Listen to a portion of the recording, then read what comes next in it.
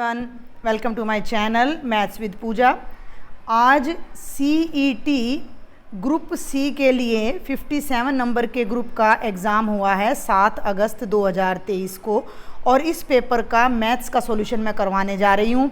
और इसमें सबसे बड़ी खुशी की बात यह है कि 6 अगस्त का जो मैंने सॉल्यूशन करवाया था, मैक्सिमम क्वेश्चन उसमें से आए हुए हैं। केवल 15 क्वेश्चन ही मैथ के हैं, जिनमें से 10 के आसपास क्वेश्चन अपने 6 तारीख वाले पेपर में से ही उठाए गए हैं। तो जल्दी से इन सब का हम सॉल्यूशन देखते हैं।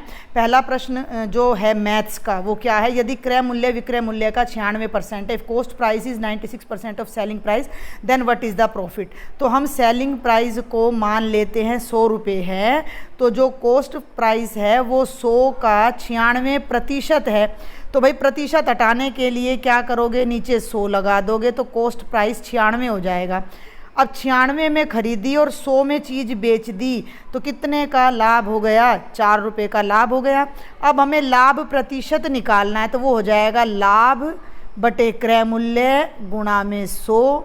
4 से इसको काटो 24, 4 छिक 24, 4 दूनी 8, 4 पंजे 20, यानी कि 25/6%, जो कि 4.17 आ जाएगा। जिन्होंने मेरा पिछला पेपर का सॉल्यूशन देखा था उन्हें तो ये आसानी से उन्होंने सॉल्व भी कर दिया होगा। ये है हमारा अगला प्रश्न। 450 का 28% जमा 280 का 45%, इवैल्यूएट 28% ऑफ 450। तो कैसे निकालेंगे, 28/100 गुना 450 जमा 45% ऑफ 280। तो परसेंट हटाने के लिए नीचे 100 लगा देते हैं, गुणा में भैया 280। अब इस सवाल की खासियत क्या है, इसकी खासियत है कि 28 और 45 दोनों जगह हैं, तो हमें 45 और 28 की गुणा कर देनी है। तो एक ही बार में हमारा काम चल जाएगा। 8 पंजे 40, 4 8 चौक 32 और 4 36, और 2 को करोगे 45 से तो 90 आएगा। 0 6 9 3 12, 1260 आएगा। 1260 के पीछे एक जीरो और लगेगी, 12,600/100। ये मन में ही करनी है वैसे कैलकुलेशन, मैं तो आपको समझा रही हूँ। तो ये 126 जमा 126, 2 छिक्के 12, 2 दूनी 4 और 1 5, तो 252 आ जाएगा। ऑप्शन नंबर ए हमारा सही उत्तर हो जाएगा। अब ये अगला प्रश्न है आपका। ये कहता है कि 1993-94 से 97-98 में विदेशी विनिमय भंडार में प्रतिशत बढ़त क्या थी। थोड़ा सा आपको इसको गौर से देखना पड़ेगा क्योंकि प्रिंट ज़्यादा अच्छी क्वालिटी का नहीं है। थोड़ा और मैं एक्सटेंड करती हूँ। तो 93-94 में आपका है 2520, और 97-98 में है आपका 5040। तो 5040 में से जब हम 2520 को घटाएंगे, 5040 में से 2520 को घटाएंगे तो 0, 4 में से 2 गए 2, और फिर 2520 आ गया, यानी जितना था उतना ही और बढ़ गया। अब ये प्रतिशत कैसे निकालते हैं, तो ये प्रतिशत हम देखो डायरेक्ट वैसे तो मूंजबानी है। प्रतिशत निकालने का तरीका क्या होता है, 2520 पर कितनी बढ़त हुई, 2520। भाई 2520 पर मतलब पूरे का पूरा बढ़ गया ना, 100% बढ़ गया, तो 1 पे बढ़त हुई 2520 और गुणा 100। तो ये तो है एकिक नियम का तरीका। और वर्बल तो आप खुद ही देख लो कि कितने की बढ़त हो रही है, जितना था उतना ही और बढ़ गया, तो 100% हमारा यहाँ पर बढ़ जाता है। ठीक है, ये है अगला प्रश्न हमारा। एक साइकिल सवार 750 मीटर की दूरी 2 मिनट 30 सेकंड में तय करता है, तो उसकी गति किलोमीटर प्रति घंटा में क्या है। जो देखो सबसे पहले तो मेरी बात सुनो, जो डिस्टेंस है वो कितनी है, 750 मीटर। टाइम है वो है 2 मिनट जमा 30 सेकंड।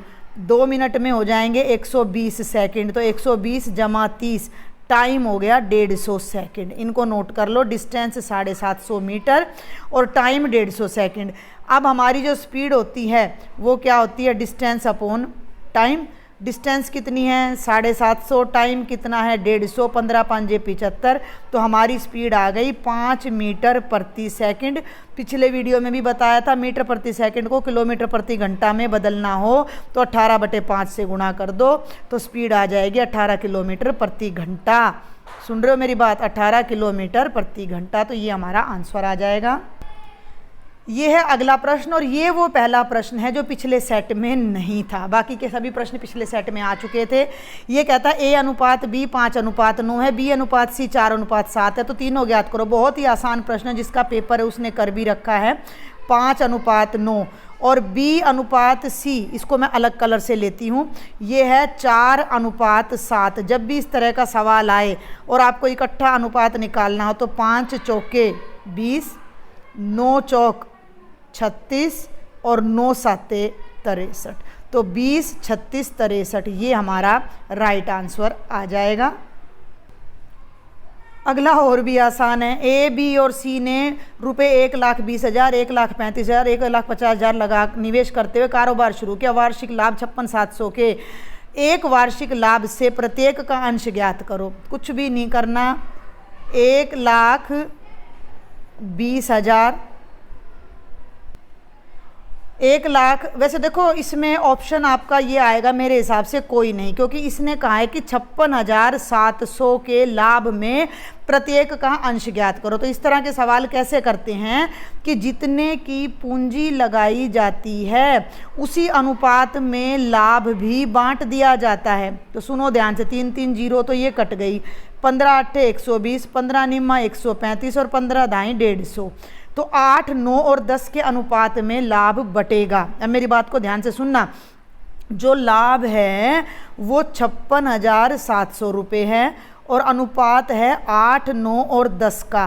पहले तो इस अनुपात को जोड़ो, तो 9 और 8 17 और 10 कितना आ गया, अनुपातिक जोड़ हो गया 27। अब मान लो आपने A का हिस्सा निकालना है, A का अंश निकालना है, तो 27 में से A का अंश 8 है, तो आप निकालोगे 8/27 गुणा 56,700 इस तरीके से। अब जब आप इसको भाग करोगे तो 27 दूनी 54, 27 एकम 27, 2100 आएगा, और 2100 को 8 से गुणा करोगे तो 16,800 रुपये A का हिस्सा आएगा। ऐसे ही हम B का हिस्सा 9/27 करके निकालेंगे। देखो मैं इसको फिर साफ़ कर रही हूँ स्क्रीन को। जो A का हिस्सा आया वो हमारा आएगा 8 गुणा 2100 यानी कि 16,800। जो B का हिस्सा आएगा वो आएगा 9 गुणा 2100, 18,900। और भैया जो C का हिस्सा आएगा वो आएगा 10 गुणा 2100 यानी 21,000। तो इसने कहा था प्रत्येक का अंश ज्ञात करो, अनुपात नहीं कहा था। तो ये आपका आंसर होना था, जो इसमें से कोई नहीं है, तो D आपका राइट आंसर आने वाला है। एक ये प्रश्न भी पिछले पेपर में नहीं था। वर्गमूल 15 आपको दिया गया है 3.88, वर्गमूल 5/3 निकालो। थोड़ा ध्यान से देखना, इसका अर्थ है 5 का भी वर्गमूल, नहीं तो इसके अंदर ही कर लो ना। तुम ऐसा करो, मेरी बात सुनो, आपको थोड़ी दिक्कत आएगी। तो 5/3 का वर्गमूल है, इसको वर्गमूल के अंदर ही 3 से गुणा कर दो और 3 से भाग कर दो, कोई फर्क नहीं पड़ेगा ना भाई। वर्गमूल के अंदर ही 3 से गुणा कर दी, 3 से भाग कर दी। अब जब ऊपर वालों की गुणा करोगे 5 और 3 की, तो ऊपर तो आ जाएगा 15 और नीचे आ जाएगा 9। ये आ गया 15/9 का वर्गमूल। तो वर्गमूल अलग अलग कर सकते हो, ऊपर 15 का और नीचे 9 का। 15 का वर्गमूल किताब वाले ने दिया है 3.88 और 9 का वर्गमूल 3 होता है। 3.88 को 3 से भाग कर दो, 3 एकम 3, 3 दूनी 6, 8 में से 6 गए 2, 3 निम 27। आगे हम हल ही नहीं करेंगे क्योंकि हमें ऑप्शन दिखाई दे रहा है, तो उसको टिक कर देंगे हम। मैंने आपको पहले भी बताया था कि कोशिश करें कम से कम कैलकुलेशन करने की। अगर जैसे पिछले क्वेश्चन की तरह नन ऑफ दीज होता तो हमें टाइम लगाना पड़ता सॉल्यूशन पर, ठीक है। यहाँ हमें दिख रहा है, इसके अलावा 1.29 के अलावा और कोई ऑप्शन है ही नहीं यहाँ पर। ये वाला प्रश्न भी पिछले पेपर में आया हुआ था। 30 से 50 के बीच की सभी अभाज्य संख्याओं का औसत ज्ञात करो। तो 30 और 50 के बीच आ जाएगा 31, 32, 31 के बाद आ जाता है 37, फिर आ जाता है 41, 43 और 47। ये हो गई 5 संख्याएं। 7 और 3 10 और 11 और 7 18 और 1 19, 1 4 3 12 13 14 15 16 17 18 19। पाँचों संख्याओं का योग आ गया 199। औसत का मतलब माध्य है, आंकड़ों का योग बटे आंकड़ों की संख्या। 199 को 5 से भाग करो, 5 3 15, 5 निम 45 और 5 8 40। ये पिछले पेपर में भी मैंने करवाया है, तो ये आंसर आ जाएगा। ये दोनों प्रश्न भी 6 तारीख वाले पेपर में ही थे बेटा, तो अगर आप लोगों को समझ ना आए तो आप लोग वहाँ से भी इसका सॉल्यूशन देख सकते हो। ए और बी एक काम को 4 दिन में करते हैं, तो दोनों का 1 दिन का काम हो गया 1/4। ए अकेला 12 दिन में करता है, तो बी कितने दिन में करेगा? तो दोनों के काम में से बी का काम घटा दो, तो 1/4 में से 1/12, 12 लघुत्तम आ गया, 4 तिये 12 घटा 1, ठीक है। 3 में से 1 गया, 2/12, 2 एकम 2, 2 छिक्के 12, इसको उल्टा कर दो, 6 दिन हमारा राइट ऑप्शन आ जाएगा। और ये वाला प्रश्न भी मैंने कराया था लास्ट पेपर में, और मैंने कहा था कि इसको आप जल्दी से अपना डायरेक्ट ही कर लेना, गलती नहीं होएगी। तो पहली भिन्न को तोड़ेंगे तो ये बनेगा 4 दूनी 8 और 1 9/2 जमा 6 तिये 18/4। जमा में जो क्वेश्चन मार्क है ना, इसको मैं राइट में ले जाऊंगी, तो अब मैं लिखूंगी 2 सही 1/3, तो 3 दूनी 6 और एक ये बन जाएगा 7/3, और इसको मैं बाद में लाऊंगी, और बराबरे में मेरा बन जाएगा 13 पंजे 65 और 2 63/5, और घटा में क्वेश्चन मार्क को मैं x लिख रही हूँ। अब लेफ्ट में मेरा लघुत्तम 6 आएगा, 2 तिया 6, 3 निम 27, 6 से 6 कट गया 18, 3 दूनी 6, 7 दूनी 14, और बराबरे में ये आ गया 63/5 घटा x। अब ध्यान से देखेंगे तो लेफ्ट साइड में ये मेरा 60 बन रहा है, 7 और 8 15,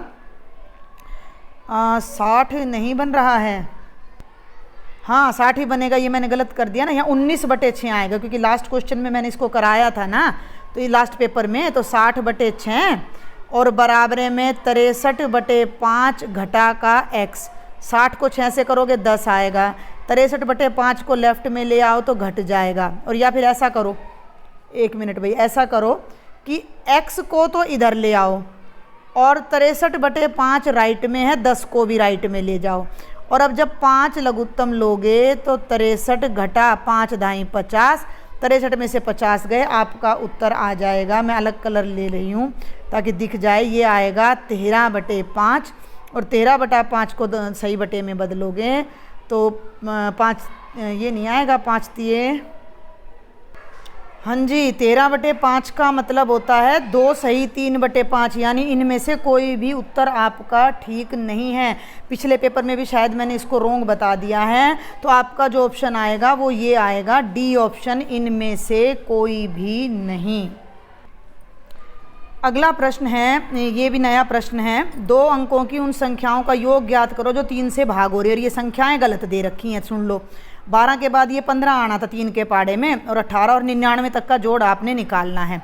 तो प्रश्न क्या है उसको यहाँ करते हैं, खुली जगह में हमने निकालना है 12 जमा 15 जमा 18 और जमा 99। तो ये एक एपी बनती है जिसका पहला पद 12 है, अंतर कितने कितने का है, 3 का है, और ये कितने पद हैं ये अब हमने देखना है। तो हमने मान लिया कि ये हमारा n नंबर पे आ रहा है, तो nवां पद का हमारा फॉर्मूला क्या होता है, ये होता है a जमा n घटा 1d बराबर है 99। a की जगह रख दो 12, n घटा 1, d की जगह रख दो 3 और बराबर है 99। तो ये हो गया 12 जमा 3n घटा 3 बराबर है 99। देखो 12 में से 3 गए 9, और 9 को राइट साइड में ले जाकर 99 में से घटाओगे तो ये बन जाएगा 3n बराबर है 99 घटा 9 यानी 90, और 90 को जब 3 से भाग करोगे तो ये कितने पद आ गए, 30 पद आ गए, 30 टर्म्स आ गई ये हमारी।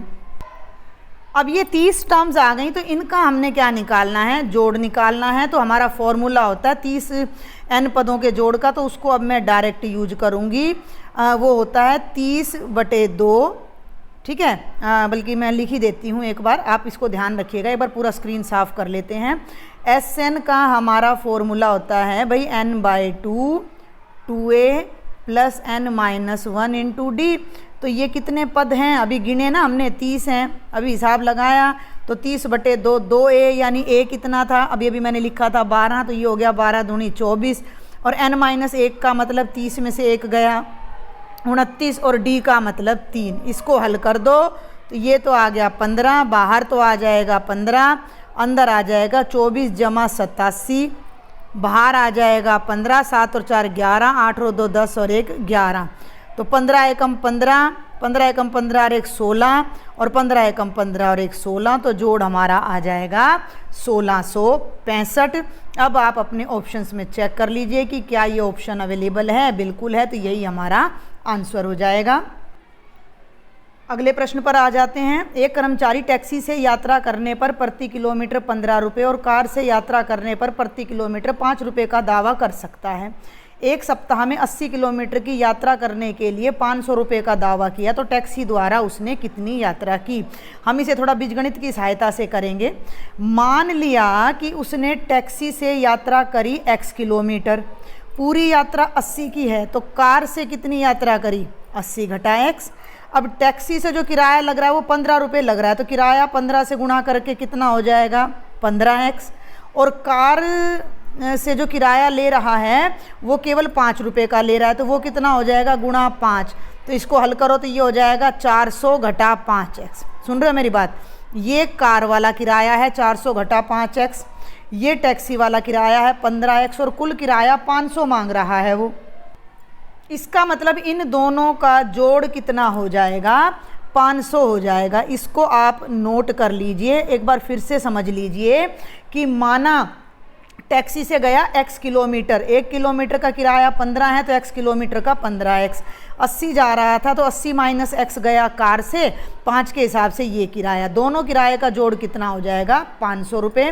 तो इसको अब मैं यहाँ कराती हूँ। समझ में आ गई ना मेरी बात आपको, या साफ स्क्रीन पर फिर से कराऊँ। भाई टैक्सी से वो अगर आपका x किलोमीटर जाता है तो टैक्सी का किराया बना 15x और कार का किराया अभी हमने निकाला 400 घटा 5x, सबका जोड़ आ गया 500। 15 में से 5 गए 10x, 400 को राइट साइड में ले जाओ तो 500 में से घटकर कितना आ जाएगा, 100। एक जीरो से एक जीरो कट गई और x की वैल्यू 10 आ गई। और x हमने क्या माना था, टैक्सी द्वारा तय की गई यात्रा, तो टैक्सी से वो 10 किलोमीटर गया और ये हमारा सही उत्तर है। अगला प्रश्न बहुत ही आसान है। कौन सी संख्या 3 से विभाज्य जिसके अंकों का जोड़ 3 से हो जाएगा, तो वो देखो भाई पहली संख्या को देखते हैं एक बार हम। पहली संख्या 9 और 5 14 और 6 20 और 7 27 और 1 28 और 3 31 नहीं आ रहा। 5 और 4 9 और 1 10 और 3 13 और 2 15 और 6 21, इसके अंकों का जोड़ कितना आ रहा है, 21। 21 3 से भाग हो रहा है, तो ये पूरी संख्या भी 3 से भाग हो जाएगी। और अब हमारा ये वाला जो प्रश्न है, मैंने पिछले वीडियो में बहुत ही अच्छे तरीके से बता दिया है, तो जिनको डिटेल मेथड देखना है वो उस वीडियो का रेफरेंस ले लेंगे। एक हवाई जहाज़ है और ये एक वर्ग है, इसकी इस भुजा के साथ इसकी स्पीड 200 है, इस भुजा के साथ उड़ रहा है तो इसकी स्पीड 400 किलोमीटर प्रति घंटा है, यहाँ इसकी स्पीड 600 किलोमीटर है और यहाँ इसकी स्पीड 800 किलोमीटर प्रति घंटा है। तो इसकी औसत गति आपने निकालनी है। तो हमने इसके लिए क्या ट्रिक ली थी कि भैया 200, 400, 600 और 800 का निकाल लो LCM, तो वो हमारा आएगा 2400। और क्योंकि 4 बार यात्रा कर रहा है तो गुणा 4, और फिर इन अनुपातों का देखो मेरी बात सुनना, 2400 को 200 से भाग करोगे तो कितना आएगा, 12। फिर 2400 को 400 से भाग करोगे 6, 600 से भाग करोगे 4 और 800 से करोगे 3। इन चारों का हमने जोड़ कर दिया जो कि 25 आ रहा है, तो बटे में 25 लेंगे। अब लेंगे 25 निम्मा 225 और 25 छिक्का 200, और जब इनको गुणा करोगे तो आपकी औसत गति 384 किलोमीटर प्रति घंटा आ जाएगी।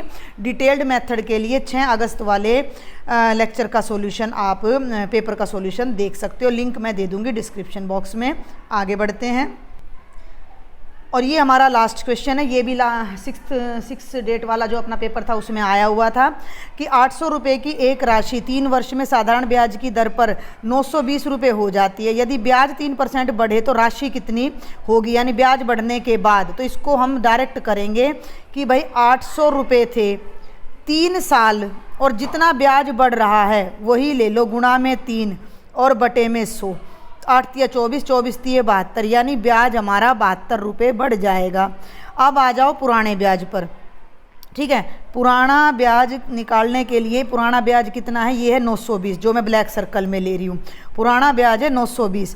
तो इस 920 में जब मैं नया ब्याज जोड़ूंगी 72, तो नया ब्याज 992 रुपये आ जाएगा। तो ये राइट आंसर है और मैं होप करती हूँ कि ये आपके लिए काफ़ी हेल्पफुल रहेगा। अगर आपको समझ आया हो, पसंद आया हो तो सब्सक्राइब ज़रूर करें। इसी तरह आगे सभी पेपर्स का सॉल्यूशन पाने के लिए और ज़्यादा से ज़्यादा शेयर करें। Thank you.